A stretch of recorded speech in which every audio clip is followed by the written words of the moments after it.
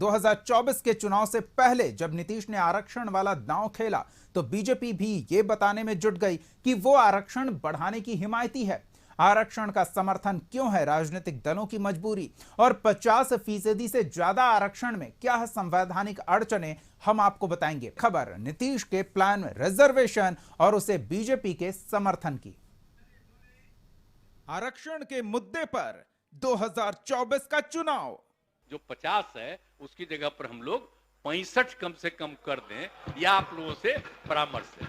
नीतीश का प्रस्ताव, बीजेपी का समर्थन। उस आरक्षण की सीमा में भारतीय जनता पार्टी ने पूर्ण रूप से समर्थन देने का काम किया। 60 से बढ़कर 75% होगा रिजर्वेशन।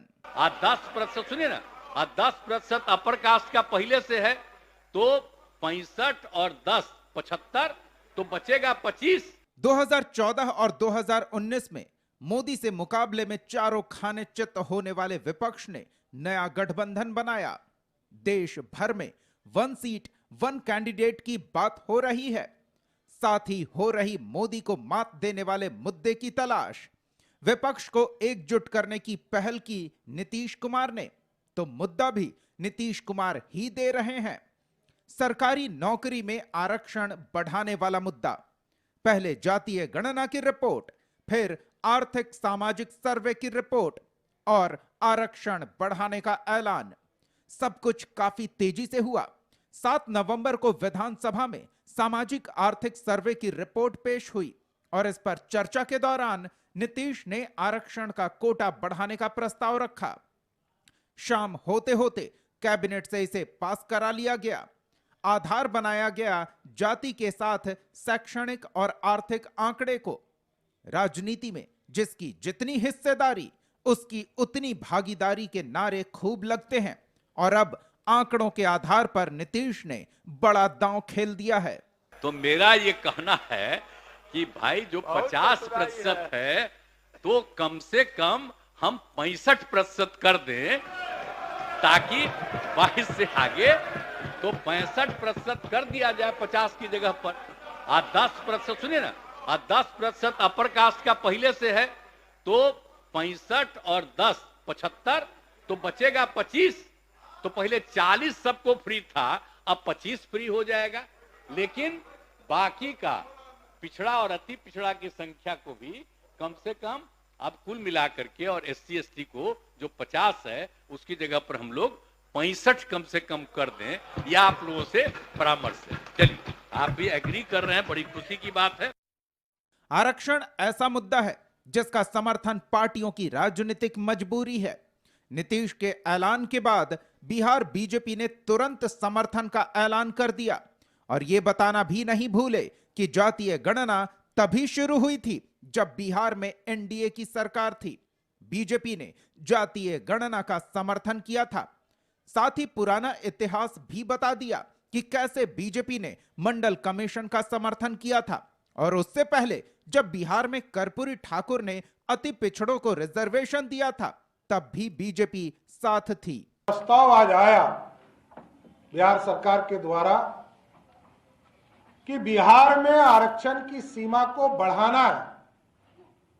उस आरक्षण की सीमा में भारतीय जनता पार्टी ने पूर्ण रूप से समर्थन देने का काम किया, क्योंकि EBC वर्ग में जहां पहले 18% आरक्षण थे तो उसको 25 या 30 जो भी करने की सरकार की मंशा है। हम लोगों ने साफ तौर पर कहा है कि इसको 30 से अधिक परसेंटेज देकर इस आरक्षण को बढ़ाना चाहिए। जिन्होंने बहुत मजबूती के साथ आरक्षण बढ़ाने का मुद्दा उठाया और इनके मुद्दा उठाने के बाद सरकार ने स्वीकार किया और सरकार ने ऐलान किया है कि वो आरक्षण को 50 से बढ़ाकर 65% करेंगे। दूसरी बात है मित्रों की, हम लोग लगातार जो अति पिछड़ों की हकमारी की बात कर रहे हैं, तो अगर उसमें सुधार नहीं होगा तो अगर आरक्षण बढ़ा भी देंगे तो वह लाभ नहीं मिल पाएगा अति पिछड़ों को। इसलिए हम ये भी मांग करते हैं कि जिन जातियों की संख्या घटा दी गई है या त्रुटिपूर्ण जो सर्वेक्षण हुआ है उसमें सुधार किया जाए। बिहार में अभी कुल आरक्षण 60% है। इनमें पिछड़ा, अत्यंत पिछड़ा वर्ग के लिए 30% आरक्षण है, जबकि पिछड़े वर्ग की महिलाओं के लिए 3% अलग से आरक्षण है। अनुसूचित जाति के लिए अभी 16%, जबकि अनुसूचित जनजाति के लिए 1% रिजर्वेशन है। तो आर्थिक रूप से पिछड़े वर्ग के लिए 10% अलग से आरक्षण है। बिहार कैबिनेट ने इसी आरक्षण को बढ़ाने का प्रस्ताव पेश किया है, जिसे विधानसभा में पेश किया जाना है। जाति के नए आंकड़ों और आर्थिक सामाजिक रिपोर्ट आने के बाद आरक्षण 15% बढ़ाने का प्रस्ताव है। पिछड़ा और अति पिछड़ा वर्ग का आरक्षण 30 से बढ़ाकर 43% किया जाना है, लेकिन पिछड़े वर्ग की महिलाओं को दिया जा रहा 3% आरक्षण खत्म कर दिया जाएगा। वहीं अनुसूचित जाति का आरक्षण 16 से बढ़ाकर 20% करने का प्रस्ताव है, जबकि अनुसूचित जनजाति का कोटा 1% से बढ़ाकर 2% करने का प्रस्ताव है, जबकि ईडब्ल्यूएस का आरक्षण 10% बरकरार रहेगा। रियल पिक्चर जो है लोगों के सामने आना चाहिए, उसी हिसाब से कल्याणकारी योजनाएं बनाने का काम होगा। ये एक तो सामाजिक न्याय की बात हो गई, आर्थिक न्याय की बात हो गई। आरक्षण तो बोला गया, अभी हम लोग जाने हुए, तो सोचिए जिसको अब तक घर नहीं था, जिसको अब तक जमीन नहीं था, जिसको अब तक काम नहीं था, तो हम लोग उसको मदद कर रहे हैं। इसी को कहते हैं आर्थिक न्याय। तो हमने तो चुनाव के समय भी कहा था, सामाजिक न्याय के साथ साथ आर्थिक न्याय वाली सरकार हम लोग देने का काम करेंगे। गणना पर जो कुछ कल घोषणा किया है बिहार की विधानसभा में, यह वास्तव में न्याय के साथ विकास के प्रति एक बढ़ता हुआ कदम है। एक तरफ महागठबंधन की सरकार जो बिहार में है, वो न्याय के साथ विकास का नारा दी है और न्याय के साथ विकास को सरजमीन पर उतार के दिखाया है। पिछले कुछ सालों में बीजेपी की सफलता की बड़ी वजह तमाम जातियों का पार्टी के साथ जुड़ना रहा है। पार्टी का फोकस जाति के बजाय हिंदुओं को एक करने पर रहा है। प्रधानमंत्री सहित बीजेपी के सभी बड़े नेता जातिवाद और क्षेत्रवाद पर निशाना साधते रहे हैं। हाल ही में पीएम ने जातिवाद और क्षेत्रवाद को समाज की बड़ी बुराई बताया था और देश को विभाजित करने वाली ताकतों को उखाड़ फेंकने की अपील की थी। कांग्रेस ने एक अलग लाभ आरापना शुरू कर दिया है। ये कांग्रेस के नेता कहते हैं जितनी आबादी उतना हक।